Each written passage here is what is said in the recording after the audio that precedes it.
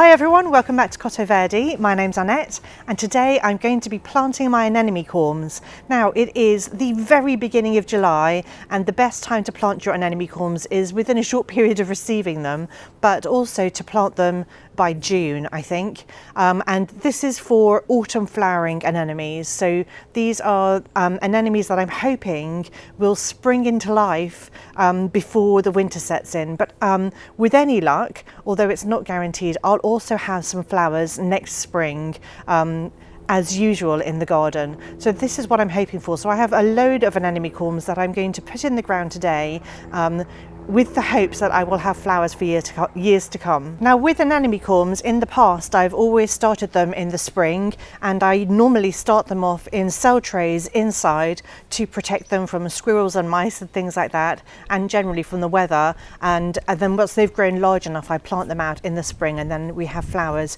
in sort of April, May time. But with these, because I'm planting them right now, I'm really hoping that come October, November time I'm going to have some lovely colour in my garden from them. But also because they are perennial, or they're supposed to be perennial, they should come back the following years, and I have had some anemones in my garden come back. Now what I read on the website where I ordered these is that actually they're not guaranteed to come back with the same vigour in following years. So this is a little bit of an experiment that I'm doing for everybody. So I'm going to plant these today and I've got absolutely loads of corms, and then we'll see over the coming seasons whether these anemones come back with the same vigour or with lesser vigour, or whether we just don't notice any difference and in fact they continue to bloom for years to come, which would be the ideal scenario, and that's what I'm hoping for, because they were a bit of an investment. So I'm really hoping I get more than just the one season out of these. The reason I'm not waiting to the spring to plant them is because I've also read that it's really important once the corms are dehydrated and you get sent them in the post, not to keep them for too long before we plant them out. So I don't want to wait until the spring. That's a good 7 or 8 months away before I would start them, and I don't want to wait for that. So I'm going to start mine now. I've had them for about a month already, so I should have got them in the ground in June and I didn't manage. So I'm going to do it today, even though it's the very beginning of July. So these are the little anemone corms, and some of them are pointy and some of them can be really round. It just depends on which variety you're buying. But what I'm doing is I'm putting them all into a bowl and then I'm going to soak them before I plant them, and I'll soak them for between 3 and 6 hours. I mean, even if you've only got an hour to spare, then soak them for an hour. It's better than not soaking them at all. And then some corms are very different, and sometimes it's really hard to figure out which way up and which way is down. You could just plant them anyway. So supposedly the really knobbly side is the side that faces up, but I can't even see a smooth side and a knobbly side on these. I think plants will just find their way, and just do your best to, you know, plant the knobbly side upwards, I think is all I would say.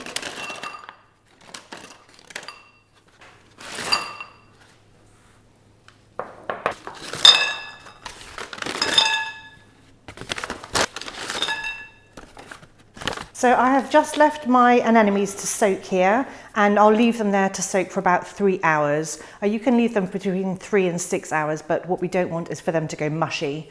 If you've only got an hour to spare, then only soak them for an hour, and it is just best to give them a little soak to rehydrate them a bit before we plant them out.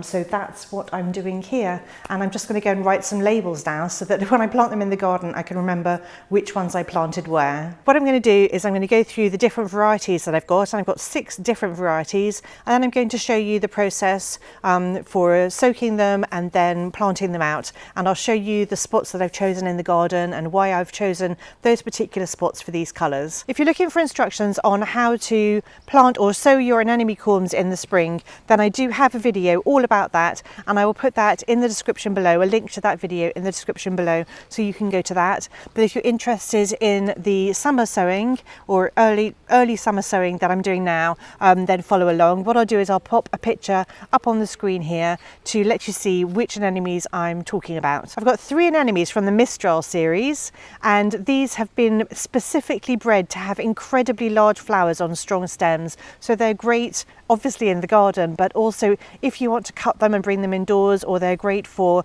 you know, floristry and things like that. So if you're a flower farmer, the Mistral series is definitely one to look out for. So the first one I've chosen is Azuro, and it is a gorgeous soft shade of lavender blue with a deep indigo eye in the center that really pops.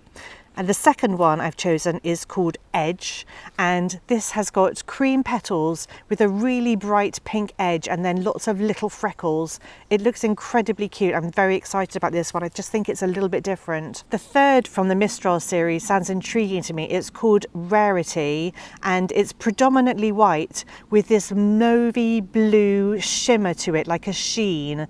And I just think that's going to be really special. I got a little bit distracted by the cats just then. They were playing around by my feet. So then we move on to the whites. Now, not all whites are the same, so I've chosen 3 different types of white anemone. The first one is called the Bride, and this is a really crisp, bright white, and it's a single with a really zingy limey green centre, and I just think that those look beautiful. You can often get white ones with dark centres, but I really like the zingy centre on this one. Then I've chosen Mount Everest. Mount Everest has got 30 to 40 centimetre stems, and it's clump forming, but it is a double, very white double anemone with a lemony lime centre to it. The last one I've chosen is called Levanti Biano, and this one I haven't come across before. It says that it's a lush, fully double anemone with a central boss of stamens that start off mustardy yellow and then darken to olive green. I think that might be quite difficult to place in the garden, but I found a perfect spot for it. So let's go and drain the anemones and then start planting. And as I plant them, I'll describe what's around in the areas where I'm planting them, so you can see how I'm hoping the colours will meld together and form a lovely, beautiful tapestry of colour in the garden. It is raining. It's been raining for like 4 days, but I thought I was going to have like a little break where I could plant without the rain, but it is definitely going to drizzle. So I am probably not going to be doing that much talking whilst I'm planting.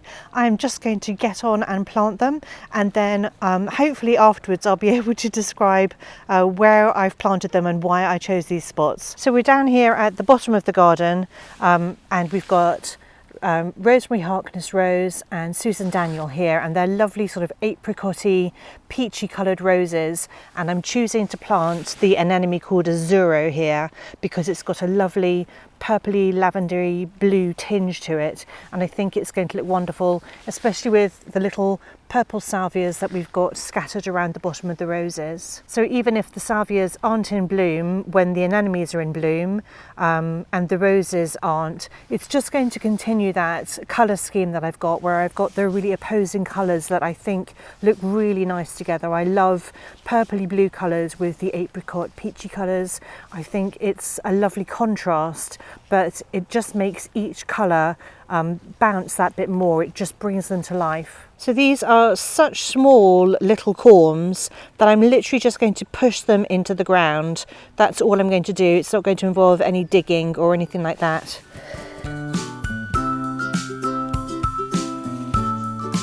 Okay, that was harder than I expected. So what I'm going to do is I'm going to use my dibber, because I kind of felt that go upside down. So with these ones here that I've got here, they're kind of pointy, and so you put the pointy side facing down.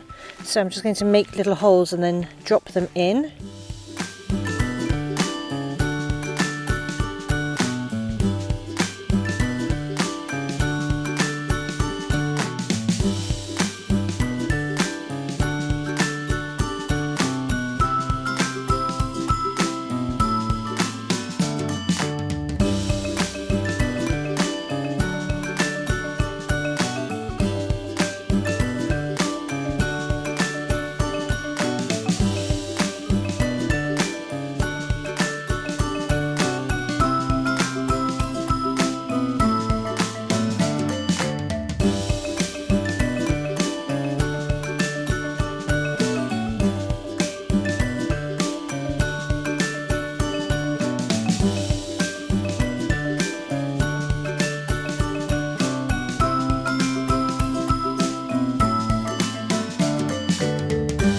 the other place that I think that these are going to look really nice is next to these roses here. So this one, which is one of my last roses to bloom, is called Julia's Rose, and this one over here is called Sweet Honey. And I think because they're kind of again on the orangey side of things, and I've got some blues going on here, I think the anemones will look really cute here.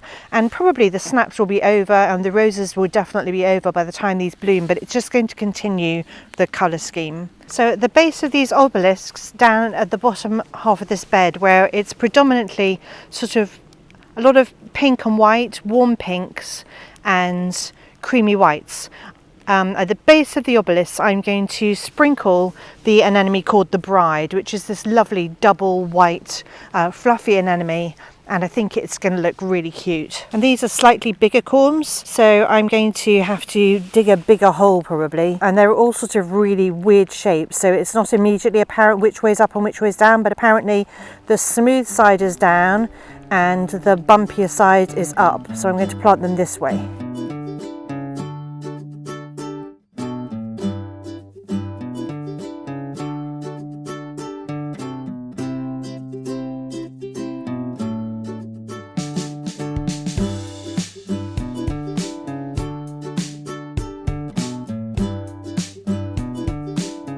So this is the dahlia bed here, and it's got loads of sort of soft pinks and whites, and this is where I'm going to be planting Edge, because it's this lovely creamy dahlia with the bright pink edges and some lovely pink freckles, and I think it'll just look really nice here in this border, either in spring or later on this year. There should still be some dahlias in flower hopefully, and I think it's just going to look beautiful. So I'm going to be planting all of these along the edge of this border, and I am planting these things at the front of the border because they are quite short. They're only going to grow to 30 or 40 centimetres max. This is the top border where we put in 2 new obelisks this year. This is where I'm going to be planting Rarity, because Rarity is a lovely white dahlia and it's got this lovely sort of two-tone mauvey blue shimmer to it, and I think it's going to go really well with all the other blues and things that I've got popped into this bed here. So I've had a few little failures. These are Lysianthus. The rest of them I think have died. Those are weeds. They can come out. This is a Clarkia that's also died. That can come out.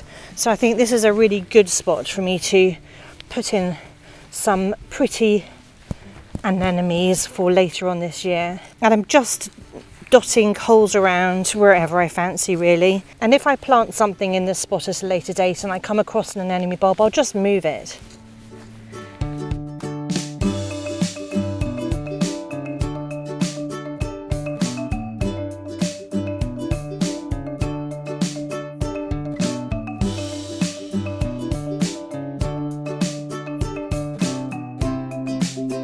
So this is my Queen of Sweden border.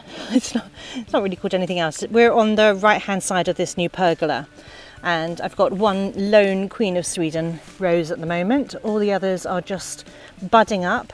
And this is where I'm going to be planting Mount Everest. Mount Everest is this gorgeous snow white double anemone, really fluffy, and it's got this zingy lemony lime eye to it. And I definitely need a little bit more white in this border. So again, these are the bigger corms, so I'm going to actually have to dig a hole to get these ones in. Also, look guys, I finally have a single poppy from the scattering that I put in this border earlier. Anyone who's been following along, that is a huge success for me. I'm obviously going to have to do some weeding before I can plant anything. And I don't mind if these are right along the edge, because I think they'll look cute tumbling over the edge.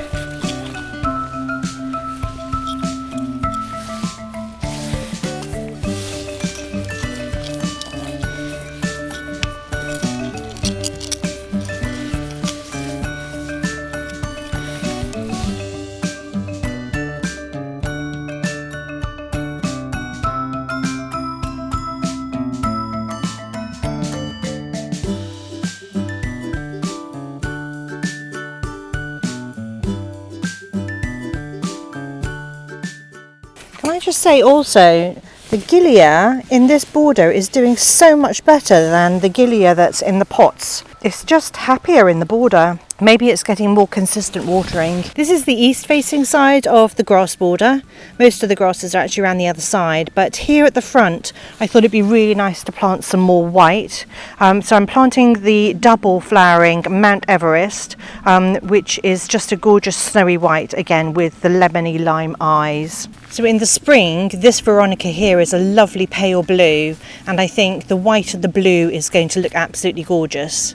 I also have some gorgeous ranunculus here called porcelain, and I think everything's going to tie in really nicely in the spring. If I get flowers in the spring, it's going to be wonderful. I also think that this area here, where we've got, quite a lot of white and pale colours going on, I think this is another good spot where the Everest is going to look lovely. Again, not everything is going to bloom at exactly the same time, but that's what I want. So I want a continuation of colours.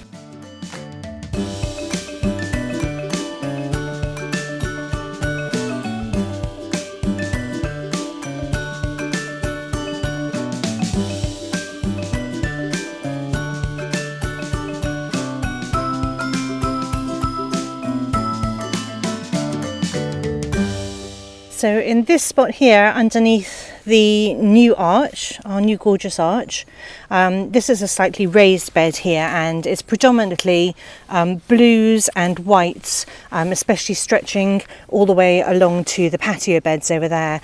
And so here I'm going to be planting Levanti Biano, because Levanti Biano is this gorgeous white anemone, and then it has like these mustardy olivey green eyes, and I just think it's going to be a lovely little pop. When the sort of mustardy yellow, it'll be a lovely little warm pop of colour, and hopefully we'll go with some of my tulips and daffodils, but also it's then going to be a lovely toned in mustardy olivey green colour with the white, and I just think it's going to go really nicely here.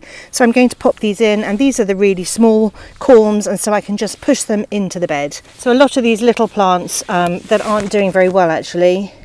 This is a verbena that seems to have been eaten, showboat white. So I'm just going to push these in using my dibber.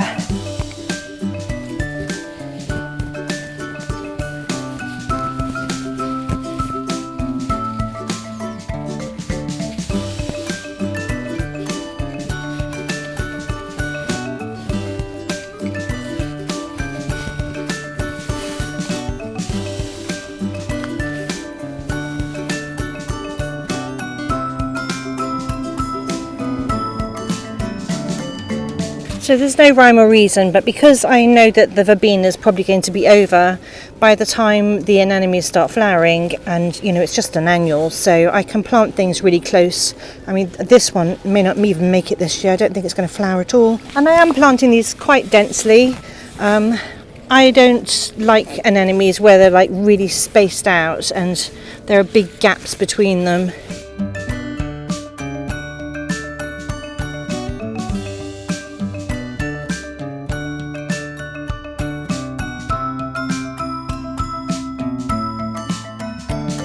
So we're round in the front garden now, and I'm just going to dot a few more anemones in this border here.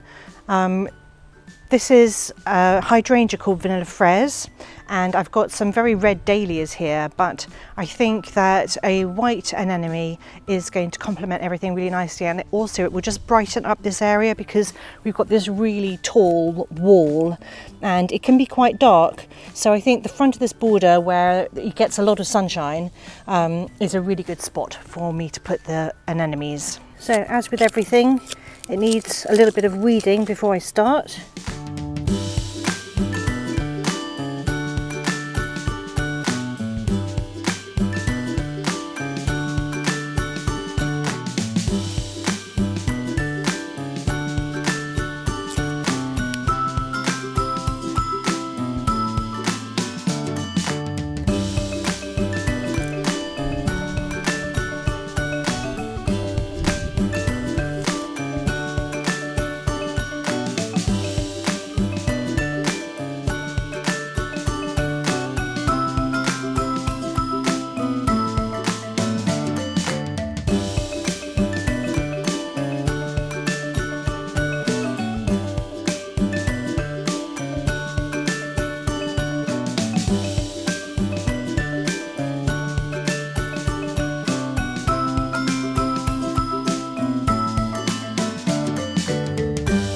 Well, I have been well and truly rained on, but I really don't care because all my anemones are in and I could not be happier. I am absolutely delighted. I can't wait to see them all in bloom. I'm really looking forward to the shimmery colours and the pops of limey lemony and just everything. I'm looking forward to everything. And also it's just going to be really interesting to see whether planting them in the first week of July is going to produce any blooms at all this autumn. Or even if I do have blooms this autumn, whether I'm going to have blooms again in the spring and in following seasons, because apparently they don't come back well. But let's wait and see. I'm sure loads of you are going to tell me that you've had anemones in your garden that come back every year, but I don't know whether the Mistral series are different and maybe they don't come back every year.